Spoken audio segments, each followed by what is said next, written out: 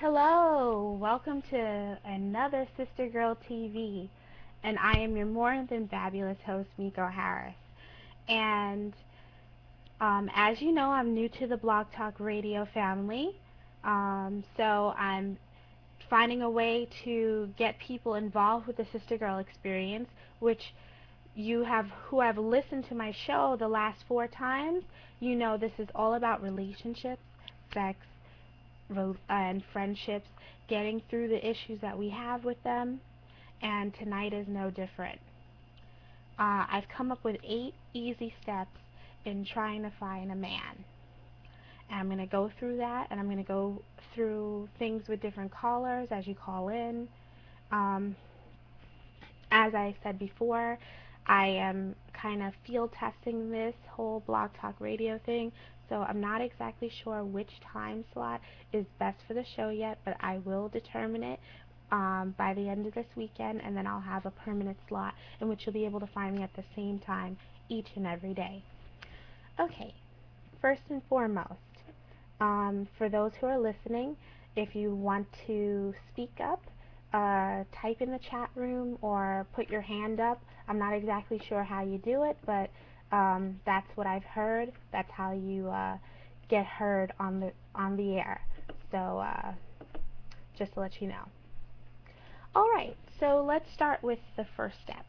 The first step to finding a man is not what people think. You know, a lot of people jump to conclusions and think that finding a man is all about you changing your hairstyle or you getting your nails done or, putting yourself in the hottest new club. It's really not about that. First, um, point in finding a new mate is self-reflection. Unless you know where you've come from before in past relationships, find out what you've learned and also determine some of the things that happen in past relationships that you don't want to reoccur, then you won't have a successful relationship to go forward with. So I encourage you to take time, take at least 6 months to a year before jumping into a new relationship to give yourself that time for self-reflection and get yourself a time to kind of decompress from the last relationship and not use this as an emotional crutch for you to just get by, because that's not what you really want to do, because that's not going to really give you the kind of fulfilling relationship that you're looking for. Um, so self-reflection time, that means some time in which you're by yourself. I'm not telling you to become a hermit, but give yourself time to think your thoughts, see how things played out, deal with the issues head on, um, not get caught up in the whole, I'm trying to go clubbing every weekend to try to get past what happened to me. You really take accountability for the situation and also see the things that were not successful. Step number 2, self-improvement.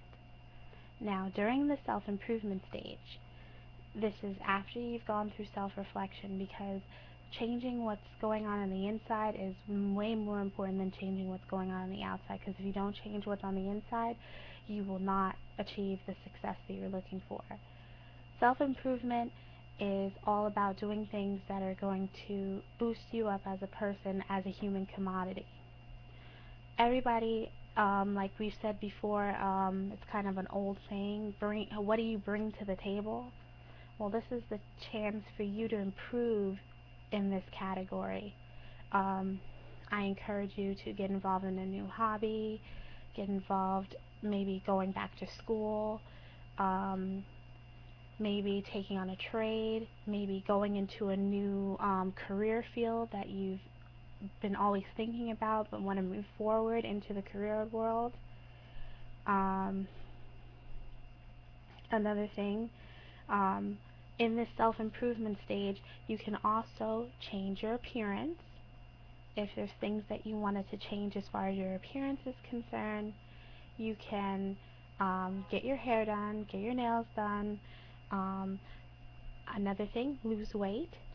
It's a good time for you to go hit the gym, because once you make a big change like that on the outside, like losing weight, that's a significant change that will help you boost your self-esteem and your morale, which will bring out positive energy. And I have been focusing a lot on this positive energy because it's really important that you tap into this positive energy, because it controls everything that you do.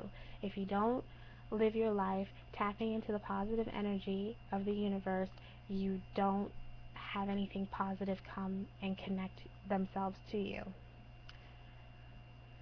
Step number 3, self-enlightenment.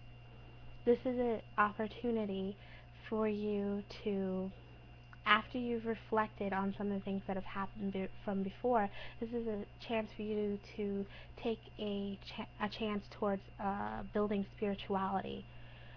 Whatever sort of spirituality that you see fit. I'm not going to judge. I'm not going to push any sort of main spirituality. I'm not going to say you must be Christian, you must be Muslim, you must be Buddhist. Whichever one brings you to self-awareness, then this is the time to reflect in that and to really move forward and find out how you can tap into the earth and the universe positive energy. Step number 4, setting future goals. It is really important that you take the time to set future goals, because if you don't know where you're going, how do you know what standards to put in place for your future mate? How do you know that the two of you will congeal if you don't have an idea where you're going in your life?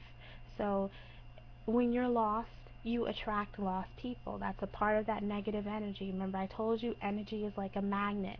If you have positive energy, positive things are attracted to you. If you have negative energy, negative things are attracted to you.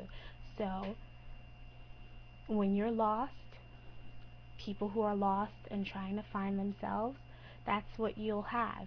And two lost people usually doesn't really equate to a good equation. So, and also, while you're in this state of deciding, is not the time for you to get into a new relationship, because when you're trying to find yourself, you don't know what you want. You don't have any goals set up for yourself. You don't have any standards. So whatever comes at you seems like a good idea because it's there, not because they actually fit the mold of what you're looking for. So when you have not figured out a basic framework of who you are and what you want, is not a time to get in a relationship. Step number 5, setting standards. You have to determine what it is you're going to put up with. That's basically what this is.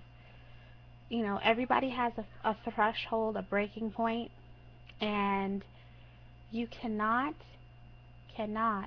just go in there haphazardly, blindly, because anything will just come at you, like I said before.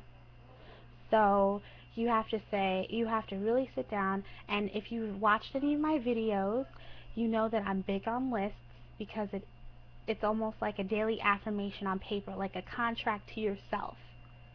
So when you put it on paper, you can reflect on it, you can look back at it, remind yourself, and reaffirm to it. So write down, what sort of characteristics do you want? Personal, physical, emotional, spiritual characteristics of your mate. You need to also write down some of the different aspects that will really, have you set and congealed, and I really, really want people to take the time to make subcategories and whatnot. And hold on, sending a little message to the fans. Anyway, so I really want you to take the opportunity and the time to create subcategories for the physical characteristics, for the emotional characteristics, spiritual characteristics, and goals that you want your mate to have. And this will give you an opportunity to really, really break down the kind of person that you want, and also create your moral set and see and make sure that that will match up in your mate. Step number 6, letting go of past and lingering issues of pain and different issues you have in your relationships. I really encourage you to do this. Hold on, give me 1 second.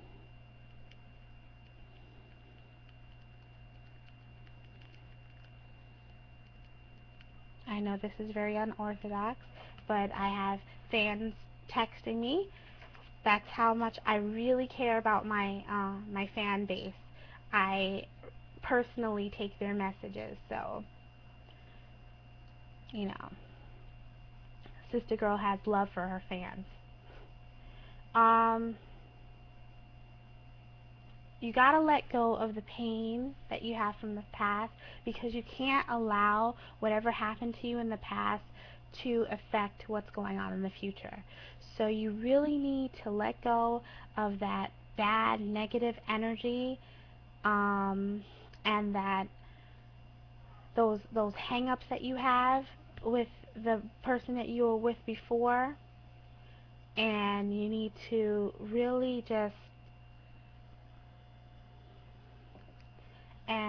just really take the time to say, you know what, I'm going to have a positive outlook, a positive attitude.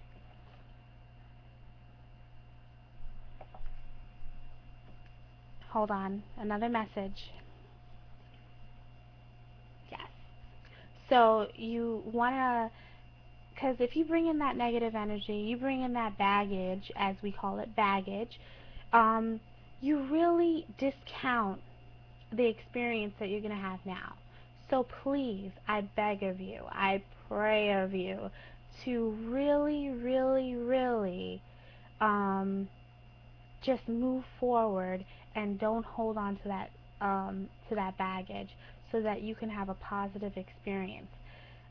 Each and every experience brings its own negative aspects. Why bring things from previously? Step number 7, changing your level of emotional availability. You have to be emotionally available to people. You need to be approachable. And sometimes you say, oh, well, I don't look mean, but sometimes you can feel a cold spirit, and you don't want to be around that kind of person, and you don't want to approach that kind of person, and you won't get approached. If you're wondering why hasn't anybody come up to me or talk to me or say hello, or invite me out to a cup of coffee, it's probably that. It's not that you're a bad person. It's not that you're lazy, or you're a bird, or as they call it, a chicken head, or a bum.